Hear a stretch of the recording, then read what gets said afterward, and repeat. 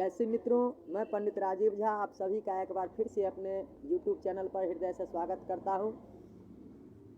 तो दोस्तों, आइए अब हम लोग जानते हैं कि ज्योतिष शास्त्र के अनुसार जो हमारे चंद्र ग्रह हैं उनका जो रत्न है मोती,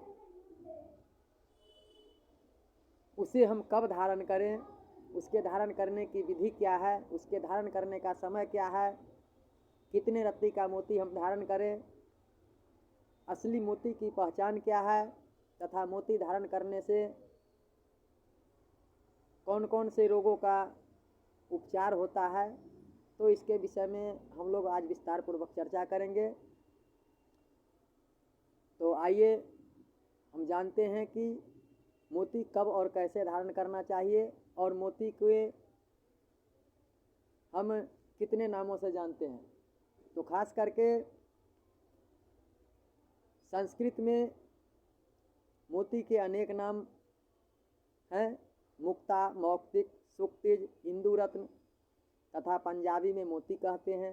उर्दू और फारसी भाषा में मरवारीद, अंग्रेजी में पैरल इत्यादि ये सभी मोती के ही नाम हैं। अब इसके विषय में आयुर्वेद शास्त्र में कहा गया है, कदली सीप भुजंग मुख स्वाति एक गुण तीन, जैसी संगत बैठिए तैसोई फल दीन। आइए हम जानते हैं कि मोती के गुण कितने होते हैं। तो खास करके इस विषय में भी आयुर्वेद शास्त्र में कहा गया है, सुतारं च सुवृतं च स्वच्छं च निर्मलं तथा घनं स्निग्ध सुक्षायं तथा अस्फुटितमेव च। अर्थात सुतारंग अर्थात तारा के समान चमकने वाला, पूरा गोल, स्वच्छ, सुंदर, मल से रहित, ठोस, जो चिकना हो, जिसकी परछाई पड़ती हो, जो कहीं से फटा हुआ नहीं हो अर्थात अस्फुटित हो, ये सब असली मोती के गुण हैं। अब इसके विषय में आयुर्वेद शास्त्र में ये भी कहा गया है, छायास्तु त्रिविधा अस्मृता मधुसिता श्रीखंड खंड श्रिय। अर्थात श्रेष्ठ मोती की झाई 3 प्रकार की होती है, शहद के समान, मिश्री के समान तथा चंदन के टुकड़े के समान। मोती के कई दोष भी पाए जाते हैं। खास करके मोती फटा हुआ नहीं होना चाहिए, मोती के ऊपर बिल्कुल पतली पतली सी रेखा नहीं होना चाहिए, मोती के ऊपर कहीं से किसी भी प्रकार की गोलाई लिए हुए रेखा नहीं होना चाहिए। अर्थात ऐसे प्रतीत न हो कि किसी 2 भाग को चिपका कर 1 भाग कर दिया गया हो। मत्स्य के जैसा मोती न हो, चमक से रहित मोती न हो, क्योंकि मोती हमेशा चमकीला ही होता है। धब्बा नहीं हो, मटिया रंग का मोती न हो। ये सब इन सब चीज़ों से युक्त मोती जो है वह दोष से युक्त होती है, अतः इस तरीके की मोती को धारण नहीं करना चाहिए। अब प्रश्न उठता है कि असली मोती का पहचान क्या है। तो इसमें भी कहा गया है कि नमक और तेल से युक्त जल, अर्थात गर्म जल में नमक डाल दें, थोड़ा तेल डाल दें और मोती को रख दें और रात भर छोड़ दें। सुबह प्रातः काल सूखे कपड़े में लपेटकर ध्यान से रखें। सुबह प्रातः काल में उस मोती को उससे निकालकर और सूखे कपड़े में से पोछें। पोछने के पश्चात यदि मोती का रंग नहीं बदला, अर्थात जैसा मोती हमने रात के समय गर्म पानी में डाला, नमक तेल युक्त गर्म पानी में रात में हमने जैसा मोती डाला, सुबह उसको निकालने पर वस्त्र से यदि हम उसको पोंछते हैं, उसके बाद भी अगर यदि उसका रंग वैसा ही है तो ये मोती असली है। अन्यथा अगर जरा सा भी कहीं से रंग बदल गया तो ये नकली मोती की पहचान है। अब एक पहचान और है, नकली मोती पर हाइड्रोक्लोरिक एसिड का कोई असर नहीं होता है, जबकि यदि असली मोती के ऊपर डालें तो मोती क्षति युक्त होता है। असली मोती का छेद शुरू से लेकर अंत तक एक समान होता है, उसमें कहीं से पतला या मोटा नहीं होता है।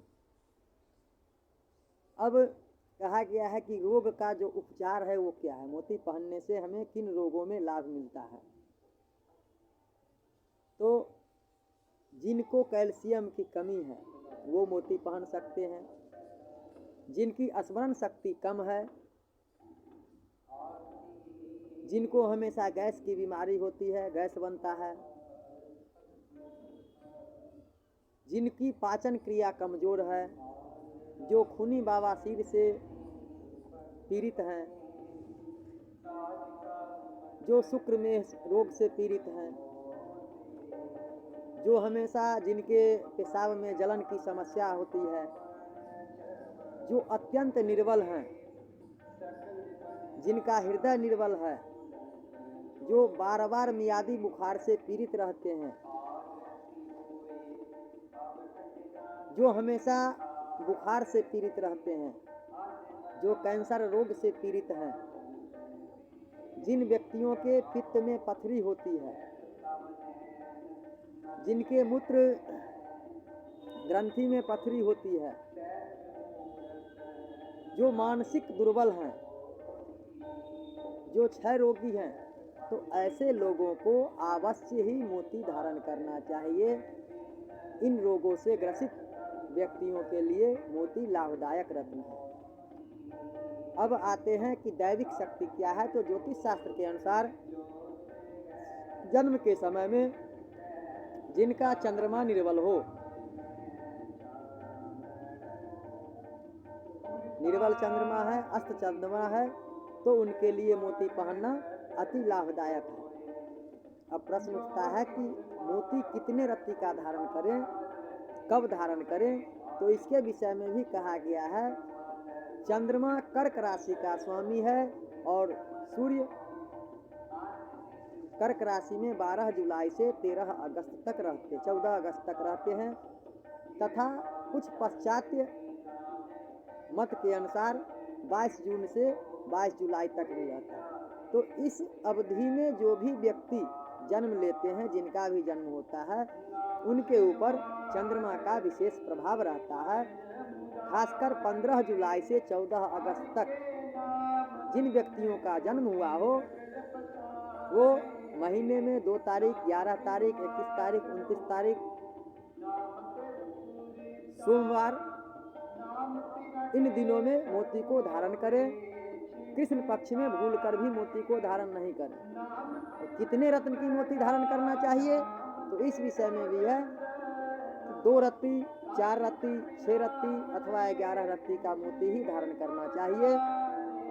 7 रत्ती और 8 रत्ती का मोती भूल से भी धारण नहीं करना चाहिए। इसके विषय में भी एक मत है कि शरीर के वजन के हिसाब से मोती धारण करें। अर्थात यदि आपका वजन 20 केजी से अंदर है, जिनका वजन 20 केजी से अंदर है, वो 2 रत्ती का मोती धारण करें।